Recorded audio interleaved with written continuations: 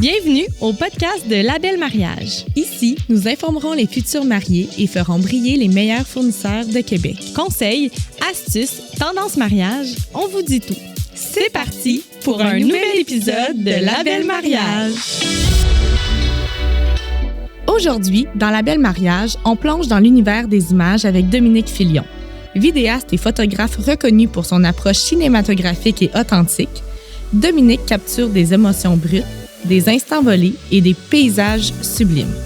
On va parler de sa vision, de la beauté des elopements et de son art de raconter une histoire à travers la vidéo. Allô Anne-Marie! Salut Marie, comment tu vas? Ça va bien toi? Oui, merci beaucoup. On est chanceuse de recevoir Dominique. Bonjour Dominique! Allô! Ça va bien? Ça va très bien, merci. Je vais partir directement dans le vif du sujet. Dominique, dis-moi, comment tu as découvert cette passion-là pour la photo et la vidéo? Ah ben merci. La passion, ça date d'il y a très longtemps. Donc, moi, j'ai étudié en architecture. Tout de suite, là, j'ai su que j'avais un attrait pour tout ce qui est visuel, raconter quelque chose ou décrire des formes, des textures. Puis, je me suis tout de suite mis à la photographie. Donc, à ce moment-là, c'était des appareils photo avec des petites disquettes dedans. Mais déjà là, ça me permettait d'explorer les paysages et tout. Ça me permettait de sortir de chez moi, d'explorer la nature. Puis j'aimais beaucoup aussi le cinéma. Le cinéma, ça me parlait. Donc, toutes les façons de raconter une émotion, créer une émotion, ça me touchait beaucoup. Puis après, j'ai suivi un parcours un peu plus technique, ingénierie civile et tout. J'ai travaillé chez Hydro-Québec. Donc là, ça allait très loin du domaine du mariage. Mais en 2012, je me suis dit non, j'ai quelque chose à explorer en dedans de moi, puis c'était le talent de la photographie. Donc, j'ai complètement abandonné Hydro-Québec. J'ai commencé mon entreprise en photo. Et puis, à ce moment-là, j'ai fait une vidéo qui a été virale à travers le monde entier. Puis cette vidéo-là m'a fait connaître à plein de monde, des agences en pub, aussi des wedding planners. Puis c'est comme ça que je me suis mis à faire beaucoup de mariages, puis j'ai adoré ça. Donc, dans le mariage, c'est vraiment la partie extrême, c'est-à-dire qu'il faut être prêt à tout. Puis il faut vraiment être attentif à tous les détails, attentif à ce qui se passe et ce qui va se produire, puis être prêt. Mais aussi, ce qui me passionne, c'est d'être dans une bulle qui n'existe pas longtemps. Donc, c'est une bulle très intime, puis super authentique, qui est impossible à stager. Puis ça appartient à chaque famille, chaque couple. Puis moi, je suis témoin de ça pendant que ça se passe. Puis ça, moi, c'est quelque chose qui m'appelle. Puis qu'est-ce qui t'inspire le plus, justement, dans les mariages? C'est vraiment... ce que j'aime, c'est que c'est des histoires complètement différentes avec un background qui date beaucoup, mais on peut le sentir à travers les discours des personnes.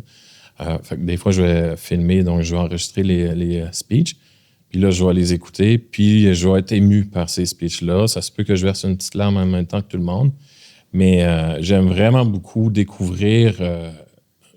le domaine intime de chaque famille. Puis ça a beaucoup de poids, ça a beaucoup de valeur. Puis je me sens vraiment privilégié là, d'être témoin de tout ça en un petit laps de temps. Puis après ça, sortir de cette bulle-là puis reprendre mon train de vie. C'est vrai que toi, autant quand tu fais de la photo dans un mariage que de la vidéo, tu suis les mariés toute la journée. La préparation, la cérémonie, les séances photos. Donc, tu rentres littéralement dans cette bulle familiale-là. Absolument. Moi, je suis super chanceux parce que, comme tu dis, dès le départ, je vais suivre la mariée et le marié. Donc là, je vais vivre des moments que personne d'autre, même dans la famille, même va avoir vécu. Puis après ça, je vais continuer de suivre la mariée. Je vais être un petit peu partout à la fois. Donc, je vais vraiment avoir un gros boost de toute la journée, toute l'énergie, je vais la ressentir. Ça, j'adore ça. Et ça passe vraiment vite des fois. Vraiment. Puis pour quelqu'un qui te connais pas encore, est-ce que tu as un style particulier? Est-ce que tu peux décrire ton style visuel un peu? Absolument. Moi, j'adore la lumière. Depuis que j'ai commencé la photographie, j'ai toujours voulu comprendre la lumière. Puis ça m'a pris longtemps avant de la comprendre parce que c'est très, en anglais, elusive. C'est complexe. C'est la lumière, c'est quelque chose qui se répand, qui se diffuse ou... qui varie aussi. Qui varie tout le temps. Mais pendant longtemps, j'ai juste été impressionné par ce que je voyais sans le comprendre, jusqu'à un moment où je me suis dit non, je dois absolument le comprendre. surtout dans les 10 dernières années, là, je me suis mis à vraiment chercher la lumière, la comprendre. Puis ça m'a beaucoup aidé. Donc, quel est mon style? Mon style dépend de la lumière qui va être présente sur les lieux. Donc, ça va toujours être de la lumière ambiante, que ce soit le soir ou le jour. Donc, je vais vraiment là, pourchasser les fenêtres, les halls ou à l'extérieur, les ombres, les lumières. Mais je vais surtout aller dans l'ombre puis utiliser des petits rayons de lumière, mais ça va surtout être naturel, ambiant. Puis, c'est ça. Donc, très, très peu utiliser les lumières artificielles. Comme backup, évidemment, le soir, quand les parties sont commencées. Sinon, je vais vraiment chercher ce qu'il y a sur place. Puis, surtout à Québec, autour du Château Frontenac, des lumières ambiantes, il y en a partout. Il y en a de tous les types. Il y a même des lampadaires où l'hiver, on a une lumière ambiante qui est incroyable. La lumière qui réfléchit sur les nuages puis sur la neige ensuite. Donc, c'est vraiment riche en opportunités là, ici à Québec. Puis, tu préfères un mariage où il fait soleil, aucun nuage? Tu préfères un mariage où il y a plein de nuages, puis c'est gris, puis il y a très peu de lumière? Qu'est-ce que ça vient impacter dans tes photos? Ah ben, comme j'ai dit tantôt, moi, j'aime beaucoup le cinéma. Donc, je vais être porté à aimer ce qui est dramatique. Puis dramatique veut dire nuages, pluie, neige. Neige, c'est le summum. Tempête, là. C'est ça. Tempête, oui. Parce que là, tout va ressortir, tout va être super contraste. Les couleurs des mariés, si on a des robes colorées, ça va popper, ça va être magique. Mais juste les flocons, ça va ajouter c'est comme un accessoire qui est parfait dans l'image. Sinon, plein soleil, c'est que ça va être très, comment je pourrais dire, pas moins intéressant pour moi. Il y a moyen d'exploiter le soleil. Mais si j'avais à choisir, je voudrais la pluie, des nuages. Juste pas de vent. Ça, c'est le moins de fun.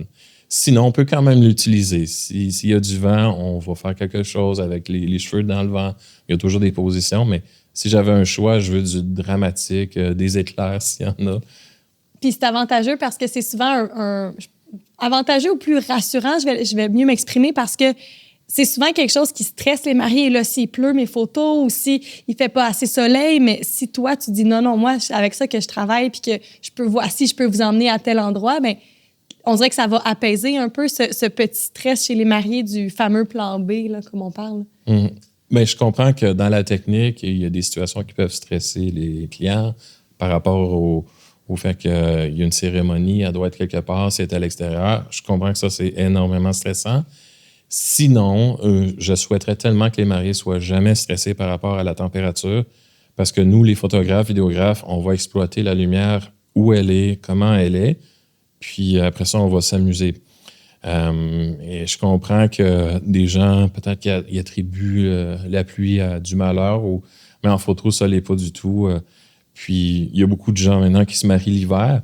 Bien, s'il neige, c'est comme s'il pleuvait, mais c'est pas du malheur, c'est super beau. Donc, il y a plein de choses à exploiter. Puis l'hiver aussi, bien, il fait noir très tôt. Donc là, ça, c'est complètement une autre situation de lumière. Mais pense à l'horaire, là. Ah ouais. Bien, finalement, tout le mariage va quasiment se passer en situation de nuit. Bien, moi, j'adore ça parce que la nuit, c'est comme s'il y avait une grosse couverture qu'on vient mettre autour. Puis là, ça vient mettre toute l'énergie, la chaleur sur les gens, le couple, puis les lumières qui sont autour. Versus si on est dans le jour, en plein été, avec un gros soleil, bien là, tout est illuminé. C'est un petit peu moins intime, c'est un petit peu moins feutré, là, dans ma vision. Puis, Dominique Filion, est-ce que c'est un vidéaste, un photographe, ou c'est deux chapeaux qui te permettent de raconter une histoire différente en fonction de quel chapeau tu portes ce matin-là? Ah, ben c'est super intéressant. Mais d'abord, moi, je choisis jamais si je vais faire la photo ou la vidéo. C'est le client qui va demander selon son besoin. Puis, la photo, elle va exprimer quelque chose de vraiment différent par rapport à la vidéo. La photo, elle, quand on va la regarder plus tard, elle va illustrer un souvenir, une mémoire fixe. Puis nous, on va habiller cette mémoire-là. Versus la vidéo, elle va faire revivre une émotion, puis ça va être très explicite. On va pouvoir embarquer puis générer des émotions par rapport à cette scène-là qui est filmée. Donc, c'est vraiment deux mondes différents. Mais je dirais que la photo fait appel plus à l'imaginaire puis à ce qu'on peut développer autour de ce souvenir-là qui est fixe. Puis la vidéo, elle va vraiment guider la personne dans ses émotions par rapport à ce qui a été filmé. Je comprends. Puis, un conseil que tu pourrais donner aux gens qui hésitent à prendre photo et vidéo ou s'il y avait un choix à faire entre photo et vidéo, est-ce qu'il y aurait quelque chose que tu leur conseillerais? Ah, ça, c'est crunchy. Mais c'est vrai que c'est le quotidien le quotidien de plusieurs futurs mariés qui vont demander, là, on dirait que c'est d'emblée, je veux une photographe ou un photographe, mais après ça, la vidéo, ça a ses avantages aussi. Fait que c'est vraiment un dilemme que les mariés font très souvent face. Ah, je comprends. Puis moi-même, je ne saurais pas quoi choisir. Oh, OK. Non. Parce que ça dépend vraiment des personnes. Si une personne voit une photo puis qu'elle peut être émue par rapport à cette image-là, c'est parfait. Peut-être que la photo, ça va être mieux pour eux. Versus si quelqu'un veut vraiment tout revivre et faire revivre, souvent, c'est ça le besoin. Parce que s'il y a des personnes de la famille qui sont loin dans le monde, ils veulent faire revivre ce moment-là à leurs proches, là, ça va être la vidéo, 100%. Parce qu'il y a des moments trop complexes, il y a des moments parlés, ultra chargés en émotions, comme des discours. Une photo, dans ce cas-là, elle tombe à plat, puis là, la vidéo remporte. Mais là, c'est ça va vraiment dépendre. Avec les deux, finalement. Ça, c'est le summum. Oui. Quelqu'un qui ne veut pas regretter devrait toujours prendre les deux, c'est sûr. OK. Puis ça m'amène à une question. Quand on engage les deux professionnels, fait photographe et vidéaste, est-ce que c'est un duo qui doivent être habitués de travailler ensemble ou les mariés pourraient choisir une photographe trouvée sur un site puis un vidéaste trouvé d'un contact ou d'un bouche à oreille, par exemple? Ah, une autre question crunchy. Oui, j'aime ça. Mais j'aime ça aussi. Ça va vraiment dépendre, mais habituellement, on est tous des professionnels. Si les photographes ont travaillé avec des vidéastes plusieurs fois, ce serait peut-être ça l'information à bien savoir. Si c'est oui, c'est correct. Si les photographes ont rarement travaillé avec une équipe de vidéastes, là, ça se peut que ça coince un petit peu. Là où ça peut coincer, c'est la compréhension des photographes par rapport au travail des vidéastes. Puis c'est souvent là qu'il y a une petite rencontre qui se fait. Pour dire ça simple, la photo, c'est super facile à faire parce qu'on prend plusieurs photos, on catch des moments. Si on en rate 1 sur 10, mettons une photo sur 10, c'est pas grave. Vraiment pas la fin du monde. Par contre, si on filme un moment et qu'une personne qui vient devant la caméra, le clip, il vaut plus rien. Puis le moment, il est vraiment gâché.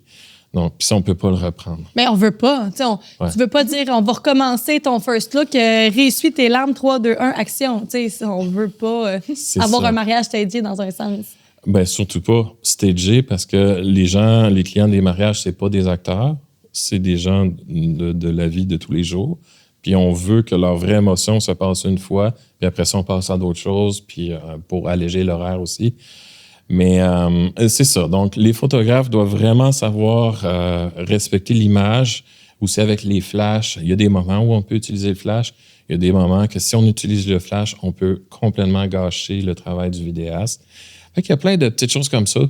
Donc, s'il y a des photographes qui le savent, qui sont sensibles au travail du vidéaste, tout va bien aller. Donc, non, ils n'ont pas besoin de se connaître pour revenir à la question. Très bon conseil, honnêtement, c'est le fun parce que des fois, c'est ça, on veut tellement que les deux fournisseurs se sentent bien, on veut que ce soit un beau travail d'équipe, une belle collaboration aussi, mais de savoir que le photographe doit être habitué de travailler ou de comprendre la réalité du vidéaste, je pense que c'est un très bon conseil à avoir. Au niveau de la vidéo, OK, qu'est-ce qui, pour toi, fait qu'une vidéo de mariage, c'est une excellente vidéo? Ah, très bonne question. Ben, moi, ce que je recherche quand que je vais faire une vidéo, ça va être le petit côté cinématique, calme, mais qui ramp up une émotion au fur et à mesure que la vidéo avance.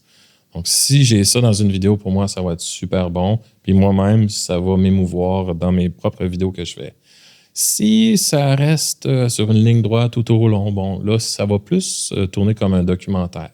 Mais là, c'est bien, ça raconte, mais il n'y aura pas une émotion par rapport à ça. Donc, moi, une vraie vidéo de mariage, il faut que ça crée une émotion pour n'importe qui va la regarder après. Ça t'arrive-tu des fois de verser une larme quand tu fais du montage ou quand tu revois une certaine scène? Tu reviens-tu émotif? Ah ben oui, parce que c'est toujours des témoignages, là, des moments spéciaux qui se passent, puis on le comprend, puis je me rappelle du moment où je le filmais, puis cet émotif-là, ça l'est toujours là. Puis ça s'invente pas, c'est pas du scénario, c'est pas du script, c'est des vrais moments que les gens vont se permettre de raconter aux gens, aux invités, là. Donc, non, ça m'arrive. Oui, surtout en filmant. Puis comment tu rends les mariés à l'aise face à la caméra? Parce que des fois, ils n'ont jamais eu à vivre devant la caméra. Ils n'ont pas nécessairement eu à se photographier d'un matin à la soirée comme ça. Est-ce que tu as des petits trucs? Ah oui. La majorité du temps, je vais juste commencer par pas parler. Puis je vais écouter, puis juste pour bien saisir là, la température, l'atmosphère exactement. Quand je sens qu'il y a du stress ou du stress pour rien des fois, qui n'est pas pour rien, c'est une réaction, mais là, je vais peut-être embarquer puis je vais parler au client.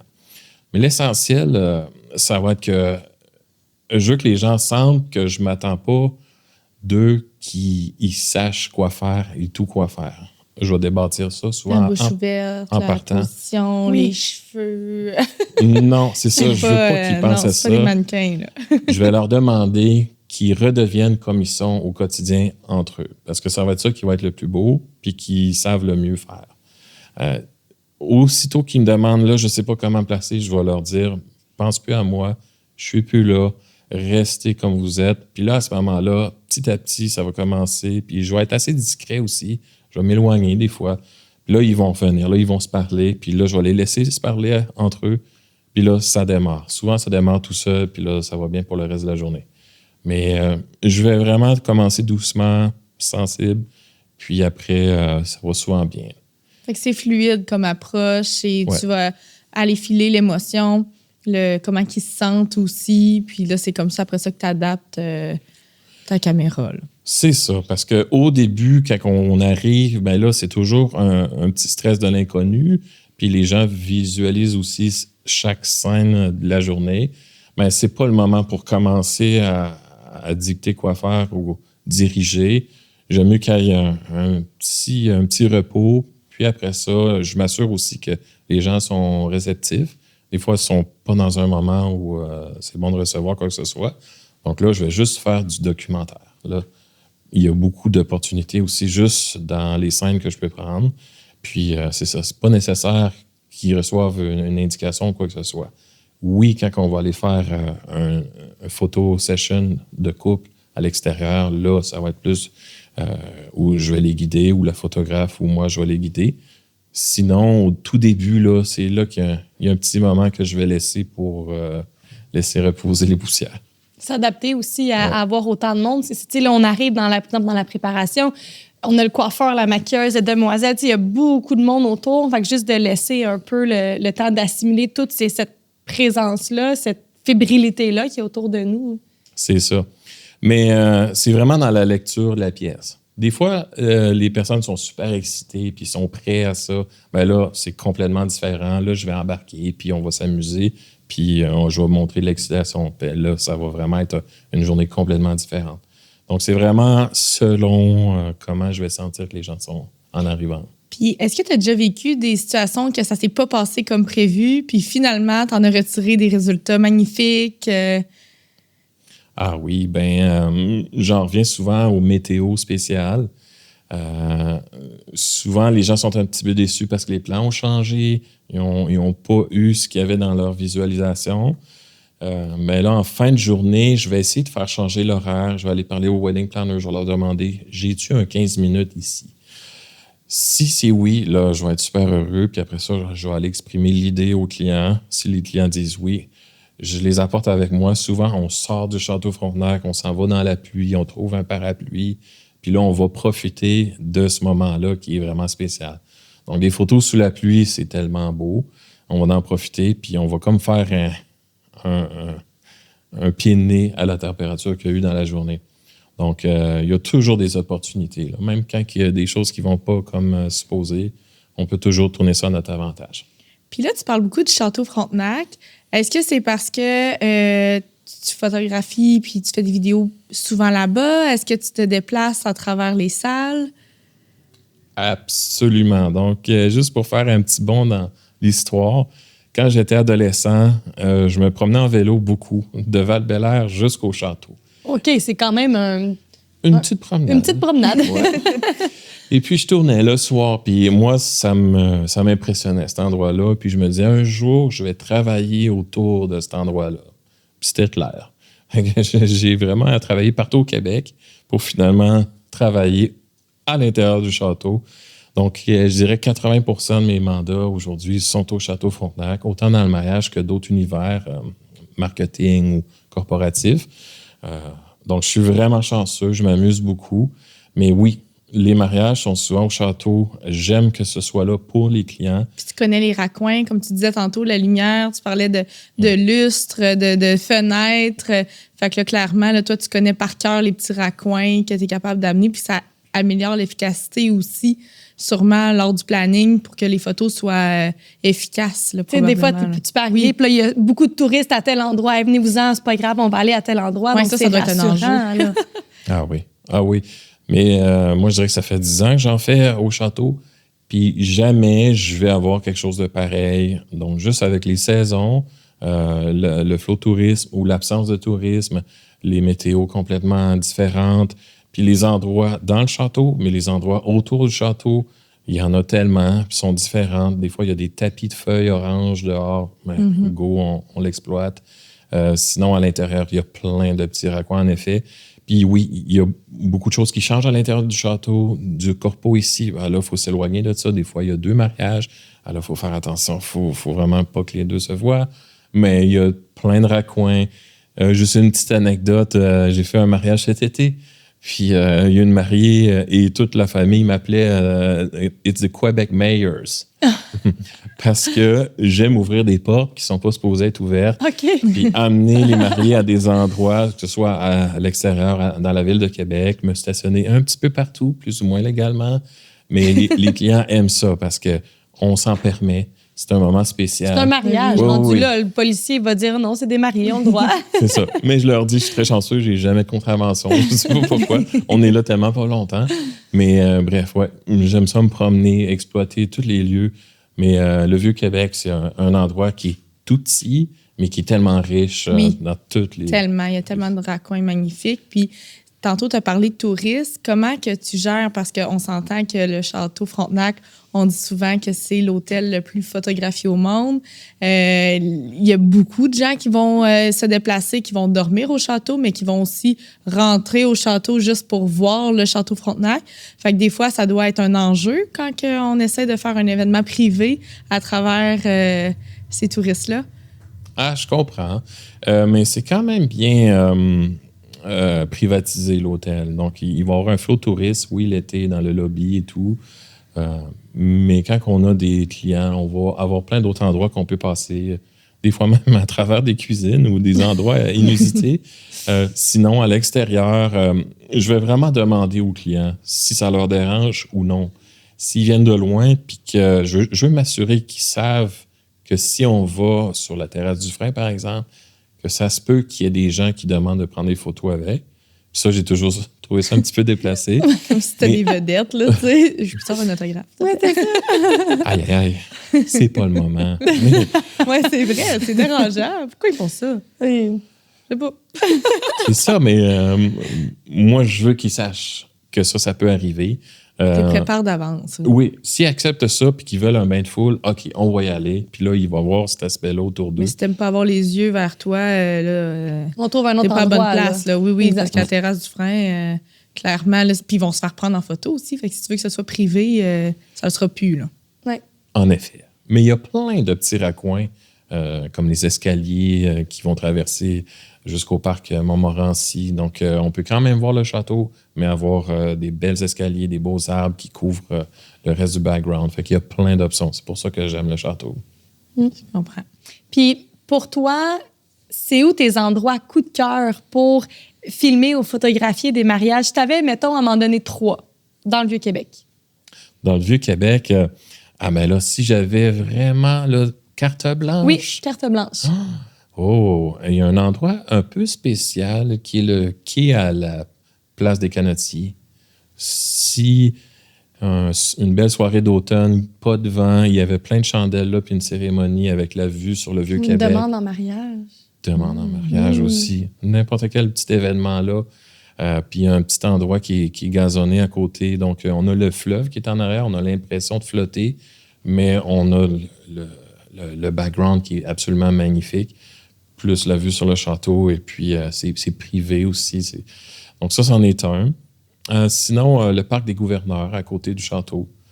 Encore là, c'est des arbres qui sont bicentenaires. On sent l'histoire, on sent la valeur des lieux.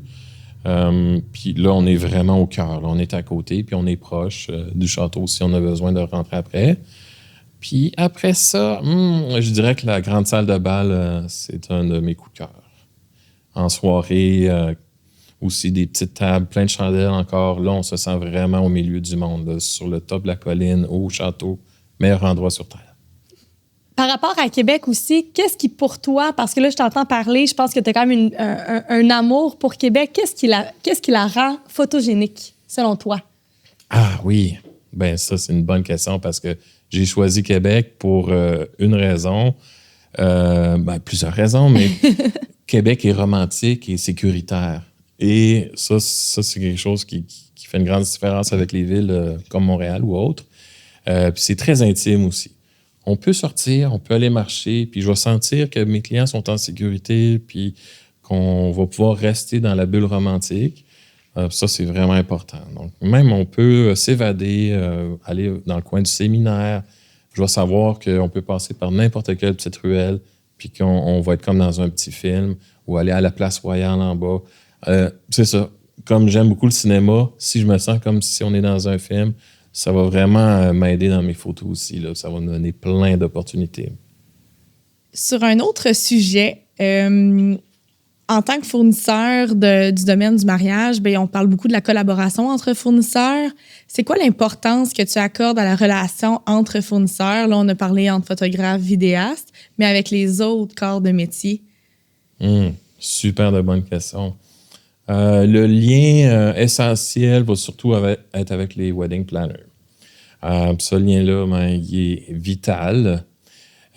Puis vital au point où il va me permettre de survivre à des journées qui sont très longues, par exemple, par rapport à comment la nourriture a été programmée, des choses comme ça. Mais ça, c'est plus envers mon fonctionnement. Sinon, ce qui est par rapport au fonctionnement de la journée, les horaires qui sont bien faits, qui sont ultra respectés, ça, pour moi, c'est super important. C'est pour ça que mon contact avec les wedding planners, il est essentiel. La communication, est-ce que les cellulaires vont être sous la charge de temps pour se permettre de se parler toute la journée? Donc, il y a plein de petits détails. Mais c'est ça. En réalité, moi, mon seul contact dans une journée, ça va être les wedding planners. Puis pour des clients qui n'en ont pas? Oula! Ça va arriver. Les clients qui n'ont pas de wedding planner... Tu peux jouer quasiment un peu le rôle de...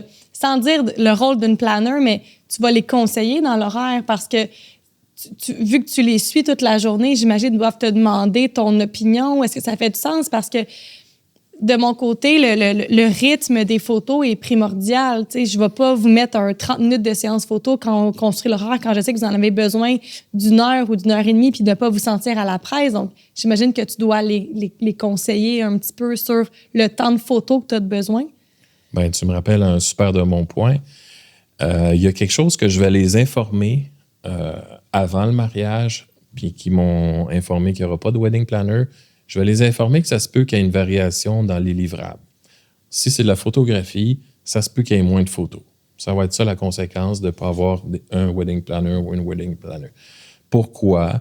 C'est justement quand il n'y a pas une personne qui est là pour faire respecter l'horaire, c'est sûr que l'horaire ne sera pas respecté parce que c'est une tâche temps plein à chaque minute compte.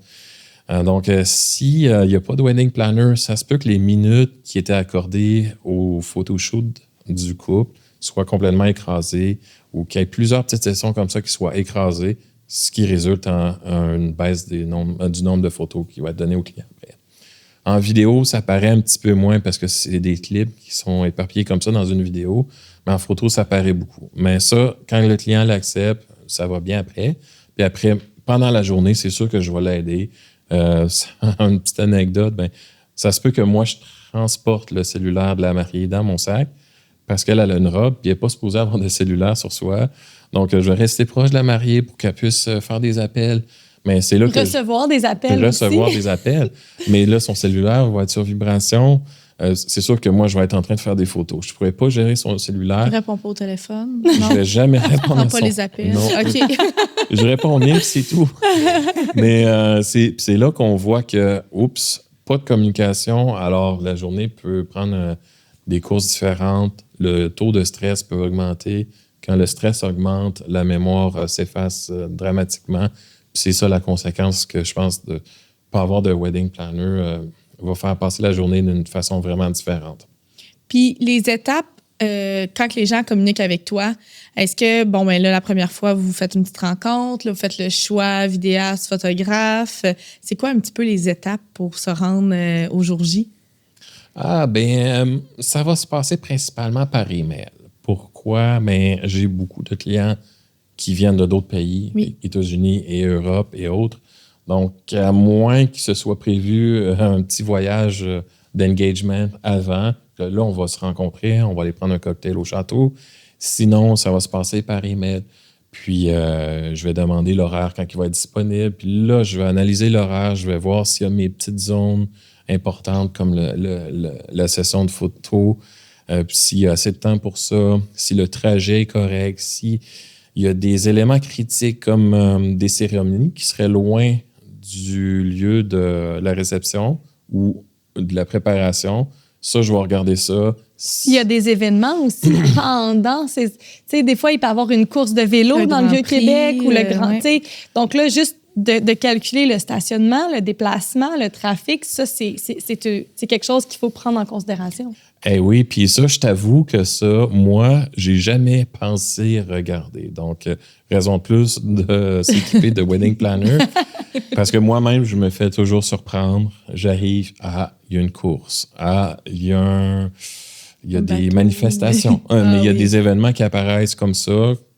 Moi, je suis correct. Je vais toujours trouver des chemins pour me rendre au château. Parce que tu connais bien le coin du château. Oui, mais je triche un petit peu aussi. Je vais me rendre parce que mon taux de stress, d'adrénaline va me faire... mais je pense à d'autres aspects de la journée comme les autres personnes, les célébrants ou autres qui vont peut-être arriver avec des délais, mais à cause des événements... Et aujourd'hui, l'été, c'est juste du tourisme. Il y a beaucoup de tourisme, des autobus, il y en a beaucoup. Mais ça, c'est même pas de le prévoir, c'est de le calculer de base. Et si j'ai un conseil à donner, si tous les événements pouvaient se passer à un endroit dans le Vieux, ça serait parfait. Parce que de prendre la voiture, de se déplacer, ça enlève tellement de souvenirs. Il ne se passe plus grand-chose en termes de récolte, photo, vidéo, là, en transport. C'est là que ça diminue beaucoup, là. C'est dommage. J'ai déjà eu un mariage, ça me fait penser, où ça se faisait en plein milieu du Festival Été de Québec. On s'entend que ça, dans le Vieux-Québec, c'est très intense. La préparation se faisait dans un hôtel, la cérémonie à l'église et le cocktail se faisait avec la réception dans un autre endroit. Ce qu'on a fait pour, justement, faciliter ce déplacement-là, c'était un mariage intime d'à peu près une quarantaine de personnes. On a loué un mini-autobus. Donc, le point de rencontre se faisait à l'hôtel qui emmenait les invités directement à la cérémonie et ensuite, on ramenait les invités à la réception. Donc, ça a aidé les gens à ne pas avoir de retard parce que tout le monde arrivait en même temps. Ça a évité, chercher du stationnement dans plein milieu du festival. Donc ça a été des fois des idées pour justement faciliter le déplacement des invités parce que commencer une cérémonie 10 minutes en retard, c'est pas si pire, mais après ça vient décaler. Des 10 minutes, ça devient des demi-heures qui deviennent des heures. On veut pas sortir de table rendu à 10h30 le soir, on s'entend, là. T'as raison. Mais aussi, il y a sûrement plein d'impacts sur plusieurs fournisseurs.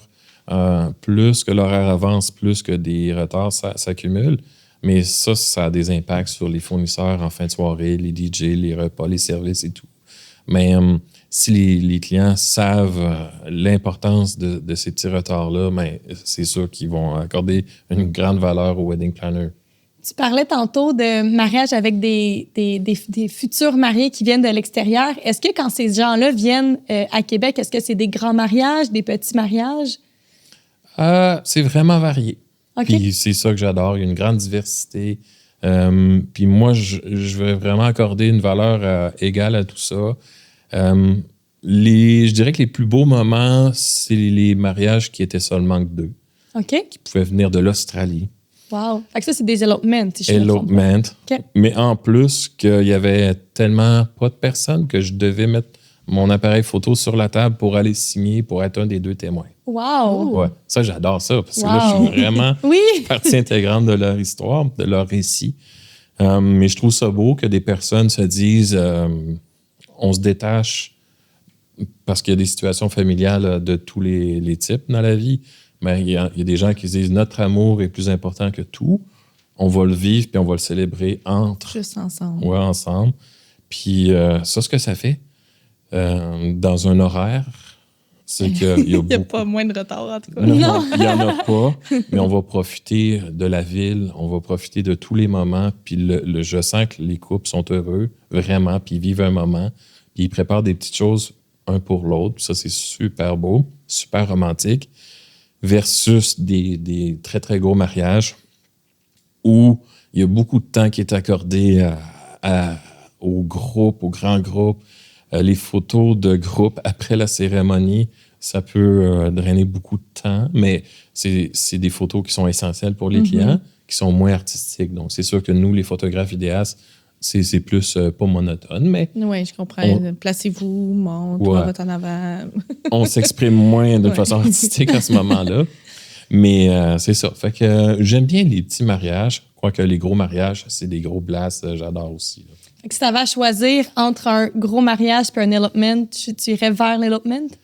Hey, non, c'est vraiment dur, ça, parce que j'ai vécu des super de beaux moments avec des très gros mariages. Ça dépend vraiment des clients avec qui je vais travailler. Donc, j'ai des beaux souvenirs dans tous les cas. Mais est-ce que je peux vous raconter un beau souvenir? Avec grand Oui. plaisir. Ah, cool. Donc, un de mes plus beaux elopements, les 2 mariés étaient seuls. Ils venaient très loin dans le monde. Donc, ils viennent, puis rapidement après la cérémonie, je pars tout seul avec eux.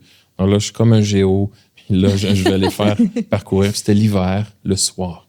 Puis il neigeait des gros flocons comme ça au ralenti. Donc, comme je disais au début, j'adore la lumière ambiante. À ce moment-là, impossible de flasher ou d'avoir une lumière d'appoint parce que c'est pas vrai, c'est pas beau comme ce qu'on voit avec nos yeux. Fait que je les approche près d'un beau lampadaire à 3 boules qu'on voit souvent autour du château. Puis le marié sort une petite ukulélé et la mariée, elle se met à chanter. Puis là, juste avant, il m'avait demandé de les filmer avec leur cellulaire. Fait que d'une main, je filmais avec leur cellulaire. De l'autre, je prenais des photos. Puis ce moment-là, j'étais le seul à le vivre juste à côté des autres. C'était un moment parfait. Donc, C'est les intime, hein? Ah oui, intime, mais ils chantaient, c'était beau comment ils chantaient. Puis on était les seuls. Là. C'était comme un gros plateau de tournage où tout le monde est parti. Il y a juste nous. Là. Donc, le moment était vraiment parfait. Ça, je m'en souviendrai. Ça fait au-dessus de 10 ans, mais je m'en souviens encore. Wow. C'est vraiment une grosse bulle d'amour, on dirait, justement de partir et d'être juste les deux, de savourer tous ces moments-là. Ça doit être complètement incroyable. Ouais. Vraiment. C'est pour ça que j'aime les mariages. Oui, vraiment. On arrive dans une partie de l'entrevue que j'adore. On va faire les questions en rafale. Donc, c'est des questions que tu connais pas et tu dois nous dire la première réponse qui te vient en tête. Cool. C'est bon? Alors, un son ou une image qui te donne toujours des frissons. Moi, l'été, dans un champ, un été là, en septembre où il fait 22, gros soleil, ils ne vendent pas dans un champ, on entend les grillons, puis il y a du blé, puis que je fais juste écouter ça, ça me donne des frissons de bonheur, pour vrai. Là, je me vois tout de suite quand j'avais 8 ans, puis que je faisais juste m'éparpiller dans des champs sans limite, La sans temps. simplicité. Oui. Ça te ramène à l'essentiel. C'est ça. C'était pur. Juste le son des grillons, ça vient m'atteindre. Oui. Une chanson que tu utiliserais pour ton propre mariage. Puis là, tu peux pas dire le son des grillons. Ah, non, ça irait pas bien. J'aime bien Frank Sinatra. Bon, je suis un petit peu oldie là-dessus. Mais Ouais, Frank Sinatra. Je pourrais pas dire laquelle en particulier. Mais j'aime ça parce que ça, juste de dire son nom, ça crée déjà une ambiance. Tu sais, des fois, je me surprends à penser à si j'avais à me remarier avec mon chum, bien sûr, là, mais j'ai une chanson qui me vient en tête, puis je me dis, si j'ai à me marier, je pense que je t'appellerais Anne-Marie, puis je te dirais, bâtir un décor en fonction de cette chanson-là et de ce que ça t'inspire. Fait que certaines chansons peuvent venir littéralement créer cette journée-là. Là. Ça vient vraiment amener des émotions, une vision. Ouais, j'aime bien Frank Sinatra. Un moment du mariage que tu préfères filmer? Ah, ça va être toujours la couple photo session. Donc, c'est quand on va s'évader. Et là, c'est 100% artistique. Et là, on s'évade. On s'en va loin de la famille, loin de l'horaire et des cérémonies. Puis, c'est vraiment le couple avec nous. Puis tout est beau. Là, on fait vraiment des hero shots, des beauty shots, eye candy. Là, on s'amuse. Puis au montage, après, c'est le moment que j'ai le plus hâte de monter parce que là, je sais que tout va être beau.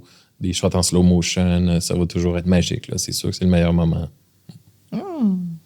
Le plus grand défi technique que tu as déjà rencontré lors de séances photo ou vidéo?